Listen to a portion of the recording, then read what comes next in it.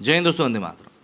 अभी यूरोप के एक देश में कुछ दिनों पहले ही कुरान जलाए जाने की बात निकलकर सामने आई थी ईद उल अदा वाले दिन, जिसको लेकर सभी मुस्लिम देश जो थे, अरब कंट्रीज़ जो थी, उन लोगों ने काफ़ी आलोचना करी थी।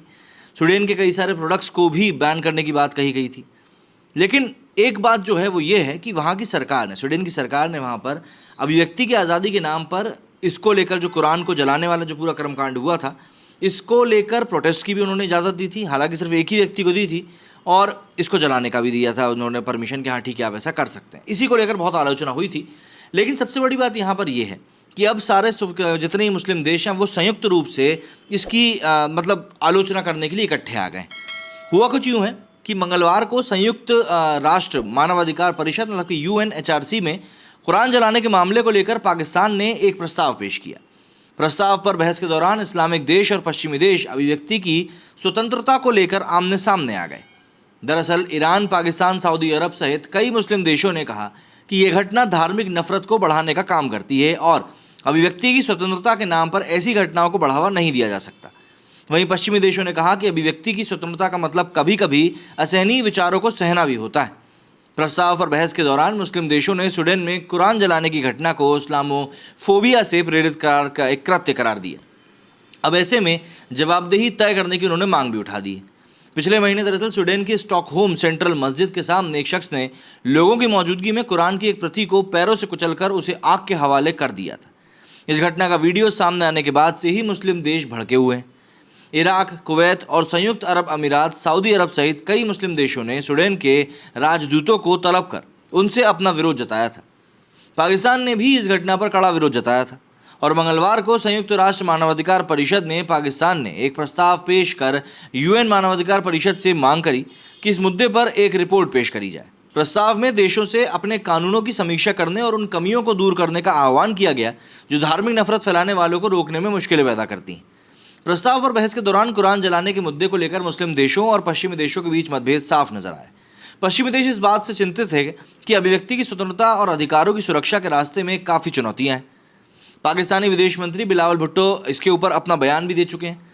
बहस के दौरान पाकिस्तान के विदेश मंत्री बिलावल भुट्टो जरदारी ने वीडियो के माध्यम से कहा कि पवित्र कुरान को जलाने की घटना धार्मिक भावनाओं को भड़काने वाली है। बिलावल ने कहा कि हमें देखना चाहिए कि आखिर ये है क्या। धर्म के प्रति जो नफरत है, भेदभाव है और हिंसा भड़काने की जो कोशिश है। बिलावल ने कहा कि ये घटना सरकार की मंजूरी के बाद हुई और जलाने वाले को ये पता था कि उसे किसी तरह की सज़ा नहीं दी जाएगी। ईरान, सऊदी अरब और इंडोनेशिया के मंत्रियों ने बिलावल भुट्टो की बातों का समर्थन किया। इंडोनेशिया के विदेश मंत्री रेटनो मरसुडी ने कहा कि ये घटना इस्लामोफोबिया से प्रेरित है। उन्होंने कहा कि अभिव्यक्ति की आज़ादी का दुरुपयोग करना बंद करना होगा।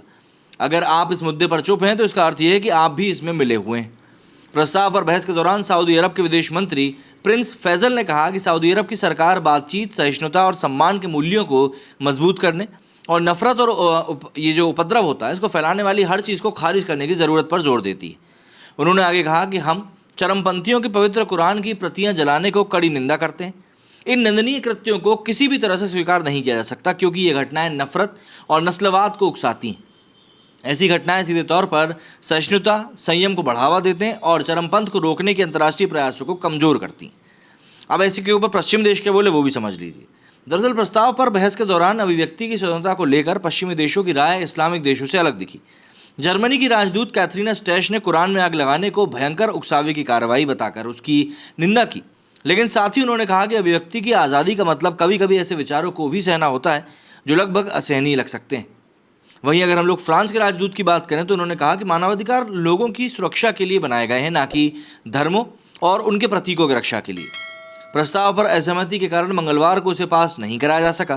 प्रस्ताव पर अब मतदान होगा और कहा जा रहा है कि प्रस्ताव निश्चित रूप से पारित हो जाएगा क्योंकि 47 सदस्य देशों वाले UN मानवाधिकार परिषद में 19 देश इस्लामी सहयोग संगठन के सदस्य हैं। साथ ही सदस्य देश चीन के अलावा उन्हें कुछ और गैर मुस्लिम देशों का समर्थन हासिल है। वहीं संयुक्त राष्ट्र मानवाधिकार प्रमुख वॉल्कर तुर्क ने कहा कि मुसलमानों के साथ साथ दूसरे धर्मों का अल्पसंख्यकों के खिलाफ भड़काने वाला जो कृत्य है वो काफ़ी ज़्यादा अपमानजनक, गैर जिम्मेदार और गलत है। सीधी सी बात है, यहाँ पर मुस्लिम देशों ने अपनी बात को स्पष्ट कर दिया है कि वो किस चीज़ के साथ हैं और किस चीज़ के खिलाफ है। आपका क्या कहना है इस बारे में कमेंट करके जरूर बताएं। मेरे वीडियो फिलहाल इतना ही। जय हिंद, जय भारत।